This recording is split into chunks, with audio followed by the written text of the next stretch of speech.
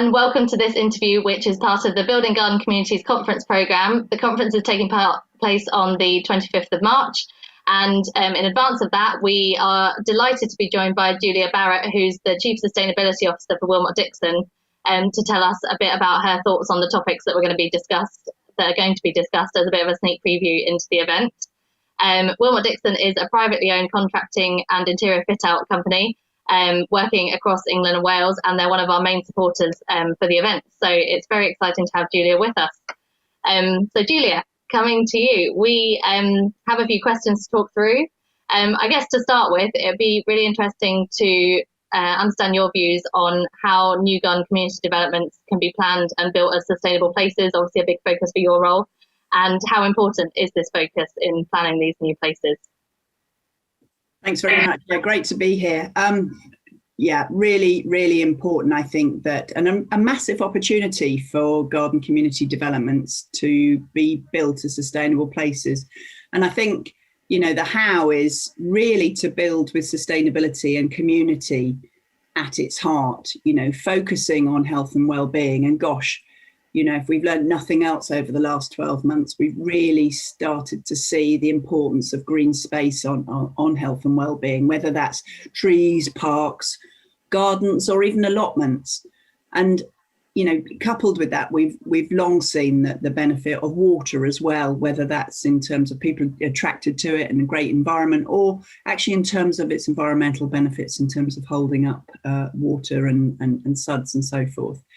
I mean, other things I would, again, reinforce really that have come through the importance in COVID: sustainable transport infrastructure, links to public transport, encouraging safe walking and cycling, not just the transport element of that, the health and well-being element. We've seen a massive explosion and acceleration, no pun intended, in terms of electric vehicles. So making sure we have that infrastructure embedded. But of course, it'd be remiss of me as a builder, as a contractor, not to highlight, you know, the opportunity for fantastic standards for sustainable buildings, whether that's, high performance, thermal efficiency, anticipating new legislation, renewables on-site and off-site, water efficiency. And I think the how is don't rely necessarily on the government's legislative programme, but also aim for ambitious local planning policies. Definitely. I think you've touched on a lot of topics there that we're certainly going to be covering as part of the conference. Future mobility, definitely the changing focus on localism, walking and cycling. I think that's all going to be hugely important. And definitely we've got a whole panel about the way that we need to build more sustainably. So that will definitely be one that we're covering. I guess in addition to the sort of social and personal benefits of this agenda, could you tell us a bit about what you think, whether there are any economic benefits to developers in aiming to achieve net zero in their garden community developments? Is there a benefit to them? I definitely do think there are benefits to developers. The opportunity to take a holistic approach to design at a whole community level, and then actually, realise the benefits down to an individual property or resident level is massive. We know from history that great garden communities are still desirable locations, and I don't think that that's going to change. People want to live in lovely places, great places, and it's a feeling, isn't it, more than almost a logical decision. Yeah, intangible. But I think also, those sorts of locations and high quality builds can command a price premium. We long, perhaps another debate for another time is, should it cost more? Does it cost more to build great sustainable buildings? But I think people will be attracted to those. So there's the sales element of it, but also the reputational element. People want to be associated with great brands, trusted brands, knowing that they're going to get a building that delivers on its promises. And frankly, great sustainable building needs to be the new norm. The real opportunity, I think, in garden developments is because of the size and the the period over which they're building. It does give developers the opportunity to deliver economies of scale in terms of, great quality fabric for the buildings, as I mentioned before, on-site and off-site renewables, and that future-proofing infrastructure, whether that's electric vehicles through to great broadband infrastructure to enable the economic side of things as well.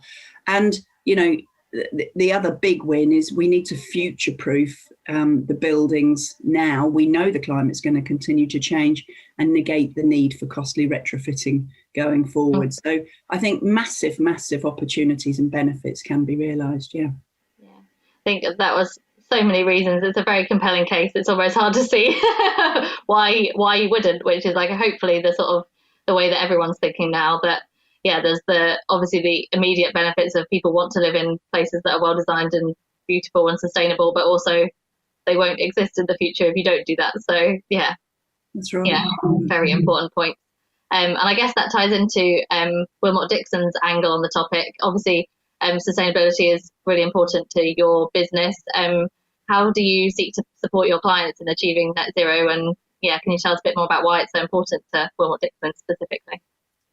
Yeah, we've had a purpose beyond profit, and sustainability's been at the heart of what we've done, since 1852, since we were created, and it's led right from the top by our group chief executive Rick Wilmot. Just to bring that to life, we've been net zero or carbon neutral in our own operations since 2012, and we've made some massive strides in reducing our carbon emissions and other benefits. And what we've done is used sustainability, if you like, as a lens to drive efficiency in our operations. And we've seen it drive massive efficiency savings and massive cost savings. And, as I've alluded to earlier, it's quite clear that even if you disagree with the climate imperative, particularly in the COP26 year, government strategies, industrial decarbonisation strategies just been published. Everybody's going to have to move in this direction. And we're of the view that we need to embrace this challenge and go further and faster rather than be forced in that direction. And, actually, as built environment professionals, we've got a moral responsibility. Built environment contributes around 40% of carbon dioxide emissions. And, as we alluded to before, we need to build communities that are fit for future climate change, because even if, we stop emitting carbon dioxide today, the climate's still going to change. So we must make sure that we plan for the future and also plan for great user health and well-being through the lifetime of the buildings. And, we've sort of encapsulated that, if you like, in our new strategy that we launched last year, Now or Never. And in that, we highlighted that actually we're not just a traditional contractor, but we really love to get involved to help shape and design developments with our customers, and to help that, because many of them, particularly local authorities, have declared climate emergencies, sometimes don't quite know how to get started or how to deliver that in reality. So we've got some exciting offers. So on every project now, we offer a route to net zero. And ultimately, in 10 years' time, we want that to be as standard that, you don't even have to ask for it. It's just what you get. Yeah. We want to close that performance gap, make sure that the energy performance of the building you get in reality is exactly what was designed and promised. And really exciting one for me is that we now offer a capital cost-free solar energy offer, so that the building users can benefit from renewable energy at a lower price, but also support a community energy interest company. So some really exciting things that we can bring to the table. But it's just in our sweet spot. We love delivering great buildings that are great for people and great for the planet. Yeah, gosh, 2012 definitely ahead of the curve, and I think it's so great to have Wilmot Dixon on board with this program.